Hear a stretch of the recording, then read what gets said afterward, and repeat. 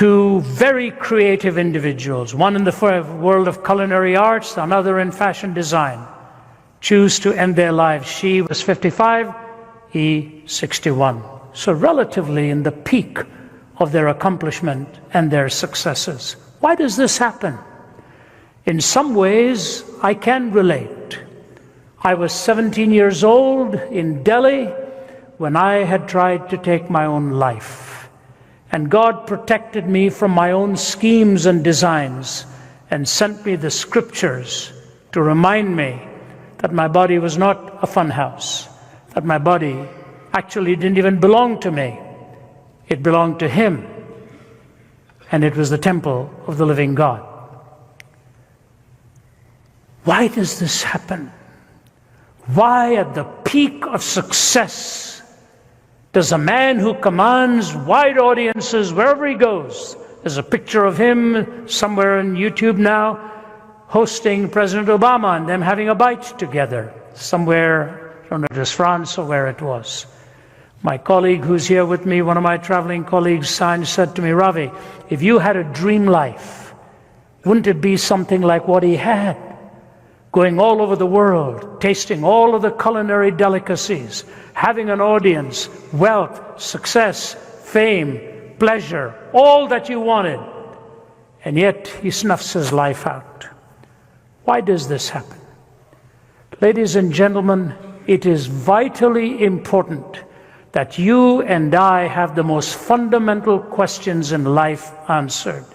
And the most fundamental question is this: what does it mean to be human?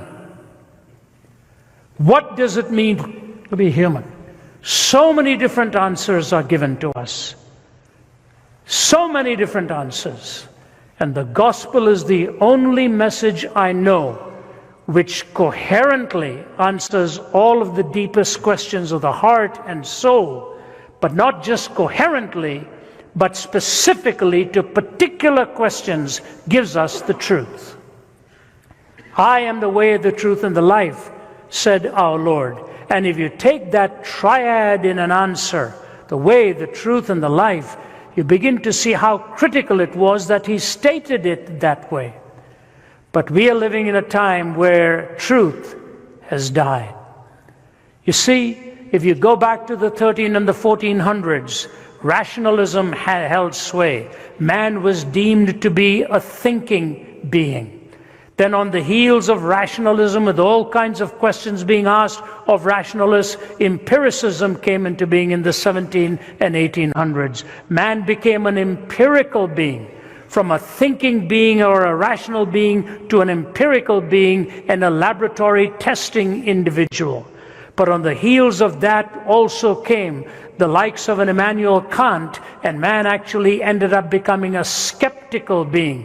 Metaphysical propositions could not be trusted anymore. You could not trust moral statements or judgments about issues of meaning and the purpose of life. We were purely empirical beings. We could only talk about that which could be tested in the laboratory.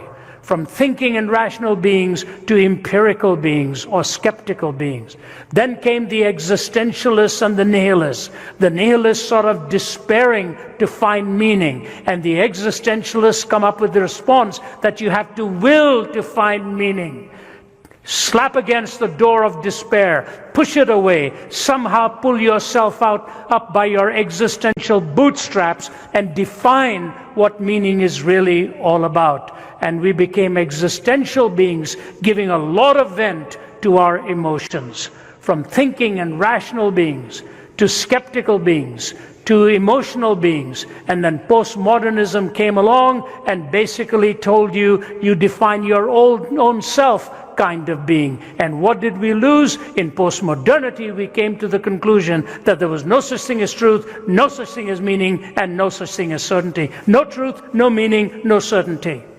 The three very real issues with which we need to define life.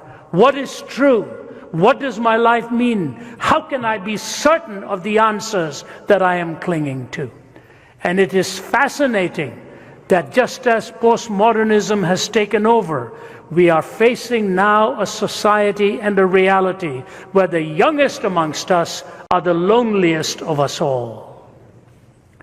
My colleague who works here in Seattle held a youth conference some time ago. He actually happens to also be my nephew. We were with him last evening. And Nathan said to me, he said, "Uncle, I think the most turning point in that whole conference was when a young lad, I forget whether he was 12 or 14, walked up to the microphone, and a panel of speakers was sitting on the platform there. And he looked at them and he said this, 'I just have one question, and I want you all to be very honest and tell me what the answer is, because I'm not playing with this answer. I want this answer to be right. I have struggled with taking my life a few times. Can you please tell me what my life actually means?'" It's a young lad. I want to know what it means because I've struggled with taking my own life. In other words, our questions merit truthful answers, and the entailments become obvious with the answer that you cling to. You know, Winston Churchill, years ago, made the comment. He said, "Truth is the most valuable thing in the world. It's the most valuable thing in the world. In fact, it is so valuable that often it is protected by a bodyguard of lies." He was talking about intelligence in warfare. Truth is the most valuable thing, so valuable that often it is protected by a bodyguard of lies. Natan Sharansky, Israel's former justice minister, went back to the Soviet Union where he'd been incarcerated in solitary confinement for years. And when he went back, he went to visit the prison where they'd kept him. His wife was with him. And as they were about to enter those dark confines, he put his arm out and stopped his wife and said to her, "Can I go in for a moment alone, please? Because this is where I found myself when I was all alone and no input from anywhere else except what I had inside me in this darkness." She honored that request. He went in, spent several minutes in there, came out, a battery of microphones in front wanting to interview him, and he said, "Can you wait for this interview, please? I want to go to the grave of this physicist, Andrei Sakharov, who gave to the Soviets the atomic bomb. I want to go and honor his memory." And he went and laid the wreath at Sakharov's grave, and he said this, "The reason I wanted to honor this man is because what he said in the closing days of his life. I always thought that the most powerful weapon in the world was the bomb. I always thought that the most powerful weapon in the world was the bomb. I have changed my mind. The most powerful weapon in the world is not the bomb. The most powerful weapon in the world is the truth." It's the most valuable thing. It's the most powerful thing. And yet, with our postmodern mindset, there is no such thing as absolute truth anymore. This is so ironic. So ironic. Please hear me carefully. In all that we are seeing with the moral confusion of our time and the so-called Me Too movement and all of that, what you see happening is the quintessential expression of the contradiction with which we live. All of our university students are taught, primarily at least they're taught, that truth is not absolute. Morality is not absolute. They are trained to be relativistic in their thinking. They are trained to be relativists. And so when they go out in their professions and live relativistic lifestyles, all of a sudden they are smacked with an absolute. You don't do these things. Why not? Why not? If relativism holds sway, what am I told? It's ultimately relative to myself. Or if you wish, when the absolutes were gone, we had to park it somewhere, and of all places, we parked it in the institution that we trust the least. We call it being politically correct. The one institution that we doubt. And that's where we parked our absolutes at the same time. You see, every one of us has absolutes. The only difference is whether we abide by them or only use them by which to judge somebody else. The absolute is inescapable. in your heart. The question is, do you live by it, or do you only use it to judge other lives? I want to take this notion of truth now as an absolute, and I want to give you two comments, and you'll have to listen to them very carefully because I'm moving you along a trajectory of one of these two comments, and I'll tell you why I'm doing that. Both of them come from Malcolm Muggeridge. I loved Muggeridge because of the way he knew how to use language. In fact, Muggeridge said when he stood before God, he would have to ask for forgiveness for being so fatally fluent. He knew how to turn a phrase. But here's what he said in his autobiography, A Green Stick, A Chronicle of Wasted Years. Here's what he says: "Truth is very beautiful. More so, I consider, than justice, which is today's pursuit, and easily puts on a false face.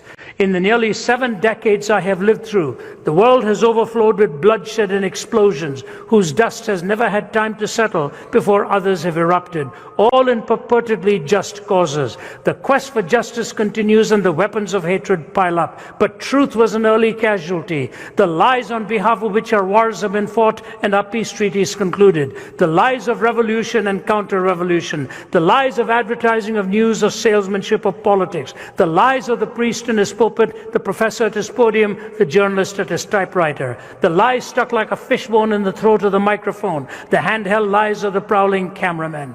Ignatius alone told me once, when he was a member of the old Comintern, some stratagem was under discussion, and a delegate, a newcomer who had never attended before, made the extraordinary observation that if such and such a statement were to be made, it ought not to be made because it wouldn't be true.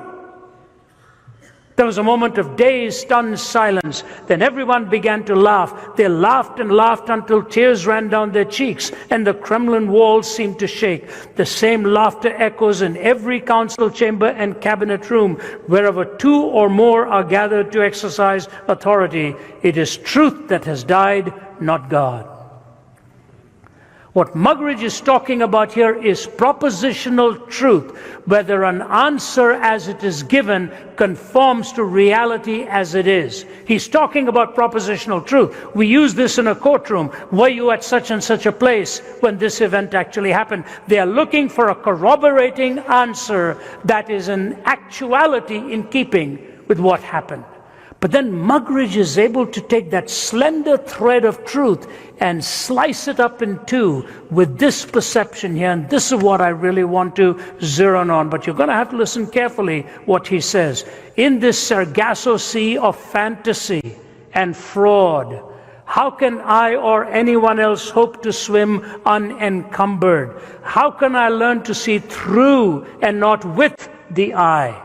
How do I take off my own motley and wash away my own makeup? How do I raise the iron shutter, put out the studio lights, silence the sound effects, and put the cameras to sleep? Will I ever watch the sunrise on Sunset Boulevard and set over Forest Lawn? Can I find furniture among the studio props, silence in a discotheque, love in a striptease, read truth of an autocue, catch it on a screen or chase it on the wings of Muzak, view it in living color with the news, hear it in living sound along the motorways? No, not in the wind that rent the mountains and broke in pieces the rocks, not in the earthquake that followed, nor in the fire that followed the earthquake, but in a still small voice. Not in the screeching of tires either, or in the grinding of brakes, nor in the roar of jets, or the whistle of sirens, or the howl of trombones, the rattle of drums, or the chanting of demo voices. Again and again, it comes back to me, that still small voice, if one could only catch it. He goes on to say it's the voice of God. Can I find furniture in a studio prop? Can I chase it on the wings of Muzak? Where do I find what's real? That's the area of truth that I really want to address, because that's where I think we have picked our own pockets and lost the reality of what has happened to us. We do not know which way to turn to anymore. You see, what has happened at the end of all of our experimentation is basically this. Philosophy has become existential. Art has become sensual, education has become skeptical, religion has become mystical, our culture has become trivial, and Christianity is made minimal. They drive us into a minimalistic worldview, from the existential side of philosophy to the sensual side of the arts, to the skeptical side of education, mystical side of religion, and the trivial side of existence. We have now come to minimalistic beliefs, and we wonder what has happened to us as a society. I want to give you the roadmap to how we got here, and I will race through this and share this with you. These are not really my categories. In the 1970s and 80s, social theorists were talking about this and giving us all these definitions that were so relevant to our time, and I have borrowed it from many great social thinkers. There were three moods that took place. The first was the mood of secularization, and they defined it for us in these terms. Secularization is the process by which religious ideas, institutions, and interpretations have lost their social significance. Secularization is the process by which religious ideas, institutions, and interpretations have lost their social significance. It is important to know that it is a process. It works itself through culture, and in that culture, its value diminishes anything transcendent, anything that you believe of an eternal perspective or a transcendent perspective. You cannot invoke the notion of God in arguing for a sense of morality. And yet, when you think of those who've warned us, what exactly has happened over the centuries? Was it not Solzhenitsyn who told us that the West is on the verge of collapse, and how much damage has been done by the reality of this notion that we no longer need to believe in God? Solzhenitsyn said when he was a little boy, in the dimly lit room of his home, he would be running around and playing, and he'd hear his grandfather leaning over a table talking to the family. He said, I knew the evening would be coming to an end when his grandfather would say to everyone around, do you know why all this is happening to us here in Russia? Do you know why all this slaughter? Do you know why all this killing? Do you know why the gulag and all of this? Because of one reality: we have forgotten God. We have forgotten God. And so his thousands of pages that he wrote and the tens of thousands that he read reminded people in the West that we are on the verge of collapse instituted by our own hands and our own thinking when we forget God. So religious ideas and institutions have lost their social significance. Just imagine, in any university, if you believe in the sanctity of marriage, or you believe in the sacredness of what the body is all about, you are looked as some kind of strange specimen that has walked into an educational institution. This is the horror of our time. But you know, C.S. Lewis wonderfully illustrates the tragedy of what it is that happens when you lose that source of defining right and wrong. You know, many years ago, a famous pornographer was on trial in Atlanta, Georgia. His magazines were supposed to be so perverse that they even made Playboy magazine look pretty ordinary. But this man had one of the finest lawyers defending him, and the lawyer was very clever. He would build an argument something like this. Those who were testifying against his client, he would say something like this to them. Have you ever gone into an art gallery? Yes. Have you ever gone into an art gallery where there are paintings by the great masters of art? Yes. Have you ever paid to go into an art gallery where there are paintings of the great masters of art, where there are disrobed people or new paintings of somebody in the nude? Have you ever paid to go into an art gallery like that? And then somebody would say, yeah, I have gone into an art gallery like that. Will you please tell this jury why you call that art and why you call my client's stuff pornography? You know, a very logical question would be, how many marriages do you know have broken up because the husband went too often into a museum of art?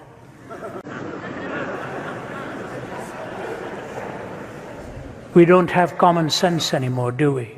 But C.S. Lewis puts his finger on the nerve here. It's so brilliant. And in his Abolition of Man, he does the same thing. But Pilgrim's Regress is a brilliant book. It's an allegory of a man in search of meaning and answers. And when you read it, you find how brilliant Lewis's mind was. So he talks about this young man by the name of John, who's going from philosophy to philosophy and ends up with a mountain called the Spirit of the Age.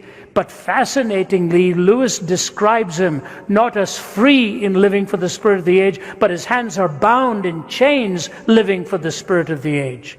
And the man who controls the Spirit of the Age is with that Neronic stare looking down upon him. And all of a sudden he is given his breakfast and his hands are unbound to enjoy that breakfast. And as he takes a sip of milk and says how delicious and nourishing it is, the waiter who brings it to him representing the Spirit of the Age says to him, you only call it delicious and nourishing. All it is the secretion of a cow, isn't it? The cow secretes urine. The cow secretes milk. You call it delicious and nourishing. It's just a secretion of a cow, isn't it? And then John doesn't know where to go from there, and he made a big blunder. He commented on the tastiness of the eggs. And now you should have seen what the waiter compared the eggs to. And he had no way to respond. But as he's put back in chains, reason comes riding on a horse to lift him up and rescue him. And reason looks at he who runs the Spirit of the Age and says to him, "Sir, you lie. You lie because you don't know the difference between what nature is meant for nourishment and what nature is meant for garbage. You don't know the difference between what nature is meant for nourishment and what nature has meant for garbage." That distinction is lost today. We have no understanding of what is true, good, and beautiful, what is evil, heinous, and destructive. We consider all choices equally valid because we no longer know the difference between what nature is meant for nourishment and what nature is meant for garbage. So you see this pornographer, when he's peddling his stuff to destroy lives, to destroy men, to make them so hooked onto this that no one human being can ever satisfy that mind anymore, because he's taken away the value of a human being and replaced it with the pursuit of a feeling. That's all they've done, and nobody can fulfill that. When a woman or a man sits in front of the lens of a camera purely to titillate the basic instincts and imagination of a person, to do that and provoke them to the erotic and the sensual and the self-gratifying immediately, they ought to put their arms in front of themselves and say to the cameraman or the publisher, "Don't do this to me. Don't do this to me. You are reducing me to something so base." But the person who doesn't say that and continues with the process will continue with the process because they have lost their sense of shame. And when secularization has done its bidding in your heart and mine, it will all be because it will destroy a legitimate sense of shame, which is a God-given reminder to us of that which is wrong. Just a few days ago, my colleagues and I were hosting somebody who's in the media world. That's all I'll say to you. And the marriage is falling apart. What does it have to do with anything? It has to do with the husband's addiction to pornography, that she no longer can trust him when this is what he does to feed his mind and his brain again and again. Jim Dobson says when he talked to Ted Bundy shortly before his execution, that mass murderer and cannibalist, he looked at Dr. Dobson and said, "This all began for me with pornography."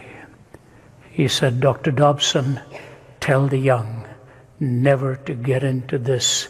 It builds an insatiable hunger that nobody can ever satisfy and nobody can ever fulfill." That is only one illustration of what has happened in our society where the quotient of shame has been removed. Secularization, seculum literally means this worldly. You live for the moment, and when you desacralize the body and you see your body as a fun house, you end up wanting to destroy it and say, I cannot face life anymore. Ladies and gentlemen, when God sends conviction to you for something that is wrong, it's to guard you and protect you from going further down the line into things that are more decimating and things that are more destructive. So many homes have been victimized today by the mass media and the seduction of the conscience. Secularization. But we move from that to pluralization. Pluralization is where there's a competing number of ideas in our worldview, and no one worldview is dominant. A competing number of ideas in our worldview, and no worldview is dominant. Again, social theorists have given us this definition. A competing number of worldviews, but no worldview is dominant. You know, culinary-wise, I'm glad for pluralism. When I arrived in Toronto while I was 20 years old, there was only one Indian restaurant, which was an embarrassment to Indians. Awful. They didn't know how to make a curry. I just looked at that and I said, boy, if nobody ever likes this food, I can't blame them. But today you go to Toronto. When I got to Toronto in 1966, there were 500 Indians in Toronto. 500 Indians. So that if you saw an Indian across the street, you'd go over and start talking until you find out he's generally trying to sell you something, and then you moved on. Today, if you stop at the airport in Toronto, Pearson Airport, and you just say, Mr. Singh, about 500 will turn around and think you're calling them. Because today in Toronto, there are 500,000 Indians. There were only 500 then, in the mid-60s. You can go to Los Angeles, and as one sociologist said, you can see a Korean in a fast food outlet selling kosher tacos. That's pluralization. That's pluralization of cuisine. So many, you know, our team of apologists, we have 70 plus of them. I love their accents. I love how they represent their country. I love the thing. Pluralization is a great idea. Pluralization is a great idea. But pluralization not properly understood can lead to relativism when there's no dominant worldview undergirding our culture. What is the worldview that's undergirding America now? Nobody knows. Nobody knows what the worldview is. And when you have this kind of a pluralized mentality, you end up with systemic contradiction again and again and again. And you say to yourself, why is life falling apart? Why don't I ever get a proper answer? And so the songwriter says, cat's foot, iron claw, neurosurgeons scream for more from paranoia's poison door, 21st century schizoid man. Blood rack, barbed wire, politicians, funeral pyre, innocents raped with napalm fire, 21st century schizoid man. Death seed, blind man's greed, poets starving, children bleed, nothing he's got he really needs, 21st century schizoid man. Now notice this, the walls on which the prophets wrote is cracking at the seams. Upon the instruments of death, the sunlight brightly gleams. Will no one lay the laurel wreath as silence drowns the screams? Between the iron gates of fate, the seeds of time are sown, and watered by the deeds of those who know and who are known. Knowledge is a deadly friend when no one sets the rules. The fate of all mankind, I see, is in the hands of fools. Confusion will be my epitaph as I crawl a cracked and broken path. If we make it, we can all sit back and laugh, but I'm afraid tomorrow I'll be crying. This brokenness, this emptiness, this sense of desolation and aloneness is what is now systemic in our culture because we are living with systemic contradiction. With systemic contradiction. Ladies and gentlemen, when God gave us the first commandment, it was only one. Only one. Don't eat of the tree of the knowledge of good and evil, because there you do, you will surely die. And the enemy of our souls came, and what did he say? Not true, not true. But he did tell us the truth then. He said, you will be as God, knowing good and evil. Do you know what he was placing as a temptation? Play God. Play God. Be the definer of good and evil. Today, for our healthcare laws, we need 20,000 pages. Before there was just one. As Norman Geisler, my professor, used to say, the problem was not the apple in the tree, it was the pear on the ground. Very real. They became the definer of good and evil. The moment you do that, you die the death of 1,000 qualifications with every moral stipulation. So you get onto a plane, and what do they tell you? Do not touch, tamper, disable, or destroy. Why all those words? The smoke detector. Don't touch, tamper, disable, or destroy. Why don't you just say, don't mess with that thing? You know why? Because every one of those words can die the death of 1,000 qualifications in a courtroom. Because we can play God. It's fascinating today what has happened to the courts of law, where so much goes on in language, and you never know who's telling you the truth and what the truth is all about. Secularization leads to no shame. Pluralization ends up bereft of reason, which brings you to the closing one, which is privatization, where there's a cleavage in the modern experience between your public and your private life. And in that cleavage, you are forced to find meaning in your private life. You know, India is facing some very, very challenging days. One of the members of the Congress Party has gone on a YouTube saying India is planning to rewrite its constitution. They say the constitution was defined to contain within that geographical boundary, but there are extremists on one side that says we ought not to be defined by a geographical boundary, we ought to be defined by our religious inclination and who we are here predominantly. And so philosophically they plan to rewrite the constitution. So says at least one member of parliament out there.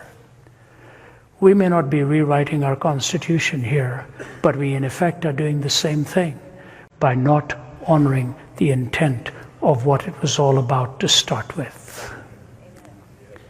We are controlling the way thinking goes on. And what we are told now is you can believe whatever you want to believe, but believe it in private. Don't bring it out into public. The moment you bring it out into public, you're violating the public space, and you are now infringing upon the rights of somebody else. So here we are, 2018. We do not know how to define anything. We cannot define who we are in gender. We cannot define who we are in marriage. We cannot define who we are in our proclivities. We cannot define anything of any worth or of any absolute. We toss it up into the wind, as it were, and decide which way we are wanting to go. This is a dangerous time in which to be alive, because there are no definitions. When you don't have any definitions, how are we going to deal with reality?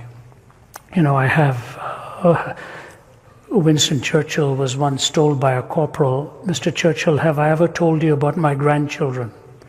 And Churchill said, "No, and I want you to know how much I appreciate it." Well, I have 5 grandchildren, and since I'm not Churchill, I will violate it. I have a little grandson who is about to turn 7 later on this year. He has an amazing vocabulary, an amazing vocabulary. I don't know where he comes up with the words. When he was about 5 or something like that, he looked at me one day across the dining table and said, "Papa, what is the meaning of sophomoric?" And I sounded sophomoric trying to define it for him. Recently, he'd learned about the whole issue of slavery and so on, and it really crushed his heart. He's a guy with a little tender heart. He came back to his mother and he said, "How could this happen? How can this happen? How did people get hurt so badly?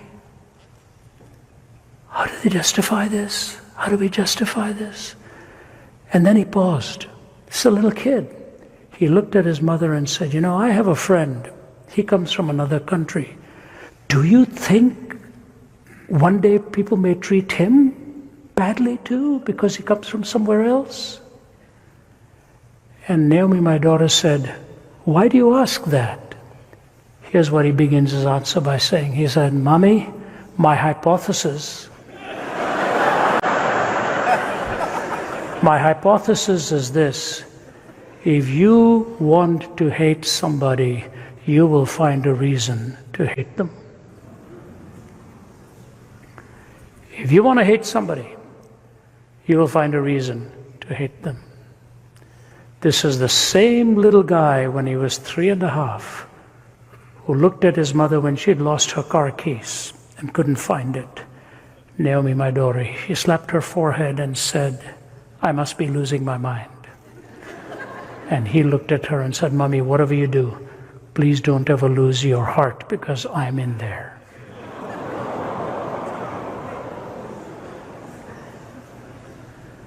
He has learned from a young age what it means to be in the heart of somebody, what it means to be in the heart of somebody, and what it means to be loved in a home where you're valued and where you care. Let me ask you this. Do you know anybody in your life who doesn't have that feeling? Feels there is no home for their heart. There are scores of people in our world devoid of that relationship who are living desolate, desperate, lonely lives without meaning, without purpose. I sometimes think about the cross and shut my eyes and try to see the cruel nails, the crown of thorns, and Jesus crucified for me.